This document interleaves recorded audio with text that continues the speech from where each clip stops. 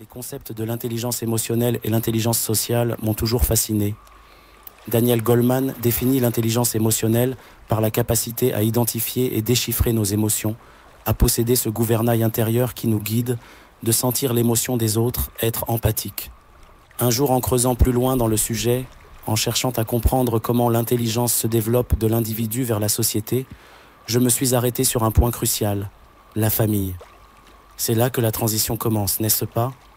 Je ne parle pas d'une intelligence mesurée par un QI ou des théories complexes, mais une intelligence plus simple, plus fondamentale. La capacité d'une personne ou d'un groupe à être heureux. Et si nous nous demandions ce que signifie être une famille intelligente ?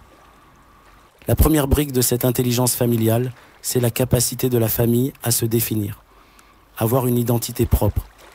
Vous savez, ce petit quelque chose qui fait que lorsque vous êtes ensemble, vous ressentez ce lien unique. C'est votre histoire, vos valeurs, vos traditions, surtout vos moments ensemble. Ces moments, qu'ils soient de joie, de tristesse, de paix, etc., ils forment les liens qui constituent la famille. Ensuite, il y a la capacité à ressentir l'émotion collective de la famille. Être attentif aux moments de bonheur comme aux instants de tension. Dire « Aujourd'hui, on ne va pas bien. Pourquoi ?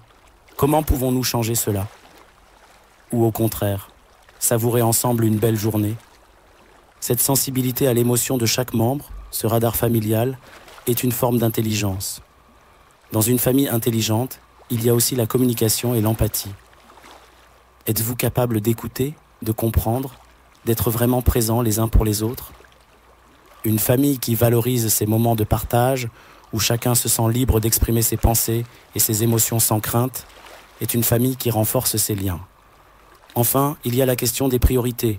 Avez-vous déjà discuté des priorités de votre famille, que ce soit l'éducation des enfants, la gestion de l'argent ou les valeurs que vous souhaitez transmettre ? Lorsque tous les membres partagent les mêmes priorités, cela crée une cohésion, une force. Cette cohérence permet de prendre des décisions bénéfiques pour tous et d'avancer ensemble. La famille est un microcosme où l'intelligence prend vie. Prenez un instant pour vous poser ces questions, pour explorer ces idées. Parce que, au fond, une famille intelligente, c'est une famille heureuse. Et n'est-ce pas cela le but ultime ?